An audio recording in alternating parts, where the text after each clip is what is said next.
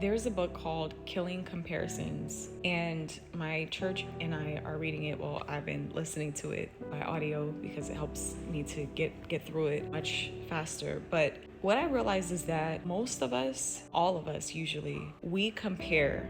We compare ourselves to each other and each other's lives, and it is such bondage.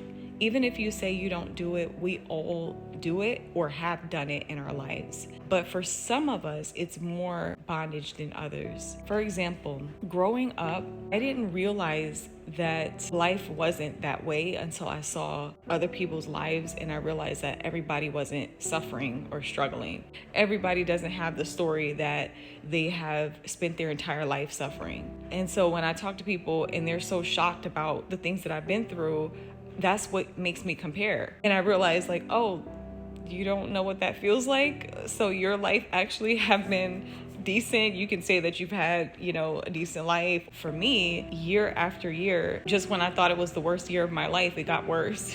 I take responsibility for the things that I've done, but there have been a lot that I had no control over, growing up. And so I was born into the dysfunction and the brokenness. When you come from a family that you're brought into dysfunction, you don't know any other way. And when you come to Christ, when you really develop a relationship with Christ, He has to deconstruct your thought process, your way of thinking. Only God can do that.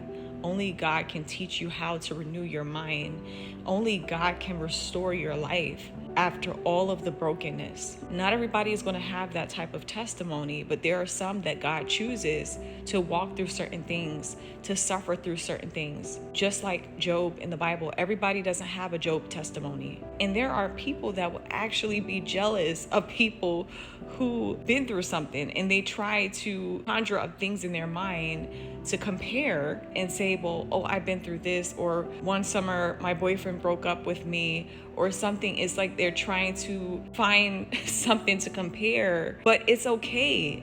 You don't want to have that type of testimony. Trust and believe me, you don't want to be able to say that you suffered and struggled. It's not a fun thing. Some of us have to spend our entire lives healing from the things that we suffered through. Think about Jacob in the Bible. Jacob wrestled with God. That's what the Bible says. And he said, I will not let you go until you bless me.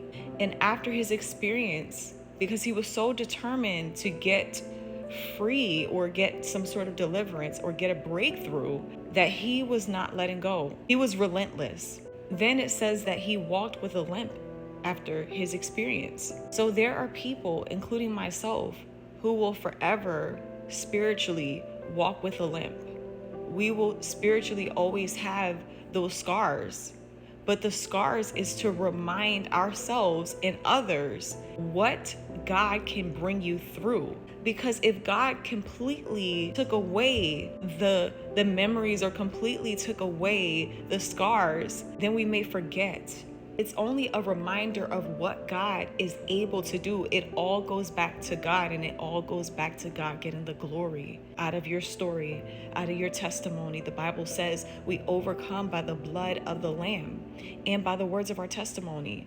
So as we share the testimony, we're overcoming. It's giving us strength, because faith comes by hearing. So even when we hear ourselves give the testimony, it's encouraging us to remember what God has brought us through, what God is able to do. Then when we share, others are encouraged by our testimony, then we realize this is the why. This is why I went through this, for you to overcome. For those people who feel like they want to end their lives, for there to be someone to say, I have been there and I've seen the other side.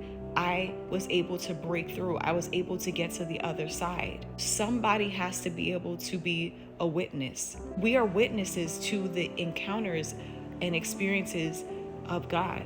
We're not Jehovah Witnesses, because that's a whole nother belief. But it's so important not to compare, as much as we still will do this, because we're only human and we can't help but to look at what other people got going on. But God chooses people And so even though it seems unfair, it's like, why do I have to suffer? Why do I have to have this testimony? Why do I have to have this story of this brokenness? But when we realize that, yes, it was bad, but it's working together for our good, and he's choosing you because he's trusting you to be able to lean on him to get you through to the other side. And when the breakthrough comes, that exceeds anything that anybody could ever have. You get to experience another level of God. And when people hear you, nothing is more encouraging than a person who actually been through what you've been through. I don't even want to hear from somebody that's never been through anything. They can't speak to me. I don't even want to listen to music that doesn't make me feel anything. The best singers in the world are the ones who've suffered.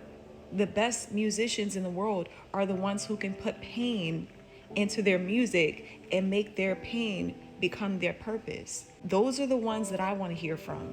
Those are the ones who are more effective. So yeah, we can compare and say, man, this person never been through that. It's not fair. But then that person who haven't been through anything can look at what you have and be like, man, I wish I had what they have. You see how it's so easy to compare, but God doesn't want us to do that. God wants us to stay focused, because the moment we start looking at what other people have, it literally takes us off course of our purpose. The moment we start to look at what other people have, or man, I wish I had that, or man, that's so great, they get to do this and that, but we don't see the process. We only see highlights. We only see what is being posted. We don't see the editing process. We don't see the transformation process, the ugly, the darkness. We always see the end result, the finished results. This is why I don't even want to hear people's testimony until they tell me the real stuff, the real things. How did you really get what you have? How did you really overcome? What really happened? God does not want us to compare anymore. He wants to set us free from comparison, because what he has for you is so great and it's special and it's unique for you. What God has for you is for you. Everybody's position in the kingdom is unique and is necessary. Every part of the body is needed and necessary.